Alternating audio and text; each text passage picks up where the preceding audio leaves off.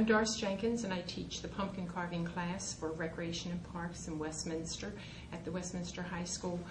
There will be a class October the 23rd, Tuesday evening from 7 to 9:30, and we're going to do many and learn a lot about pumpkins that evening.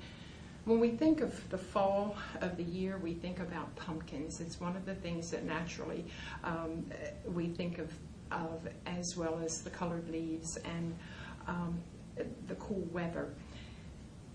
We use pumpkins for decorating as well as for food, and this is just a very simple decoration.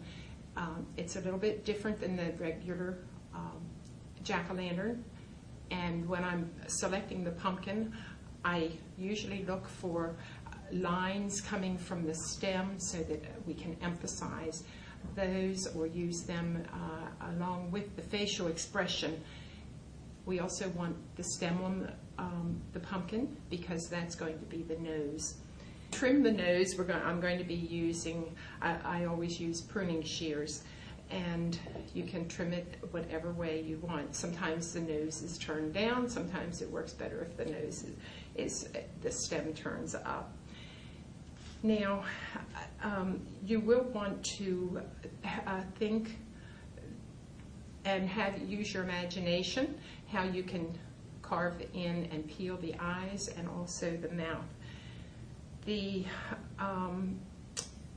You will want to mark lightly on the pumpkin with either a washable a pen or possibly a ballpoint pen, used very lightly. You will want to work very safely with the knife, and the knife that I prefer using is a little garnishing knife with about a 2.5-inch blade. It's very thin and flexible. It's easy for you to be able to do your carving on vegetables.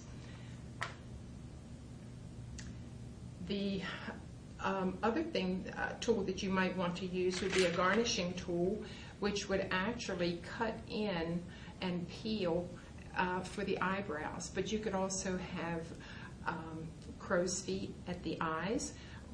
You could also use it for hair. So your imagination just can run wild.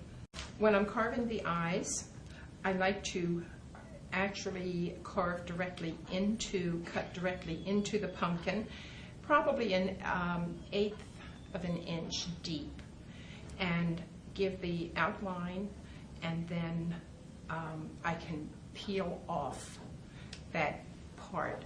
There's a contrast between the carved part and the outside skin of the pumpkin, which makes it an interesting look, gives an interesting look to your eyes.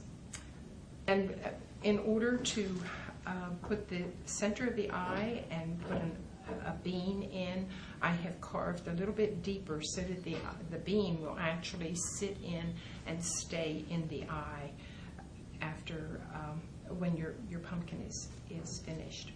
When I'm carving the mouth, I probably go in 1/4 of an inch deeper where I know that I'm going to be putting the teeth, and then I also under the teeth, or where you want the open part of the mouth, actually carve all the way into the center of the pumpkin.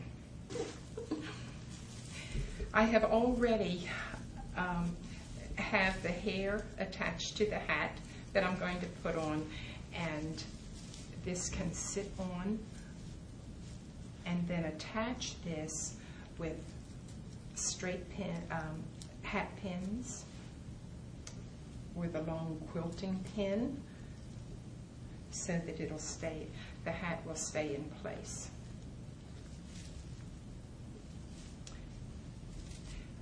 I frequently get this question: how do you preserve a pumpkin for more than the 1 or 2 days that you are using it?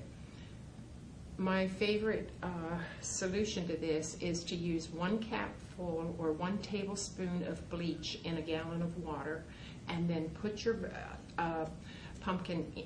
carved pumpkin into that. Let it sit for maybe 5 minutes. take it out, dry it, and then the bleach is going to kill the bacteria. I would suggest also that when you're not using your pumpkin and when it's not on display, then keep it in the refrigerator or out in the cold on the porch. I hope you have enjoyed seeing this creation, and buy a pumpkin and have fun.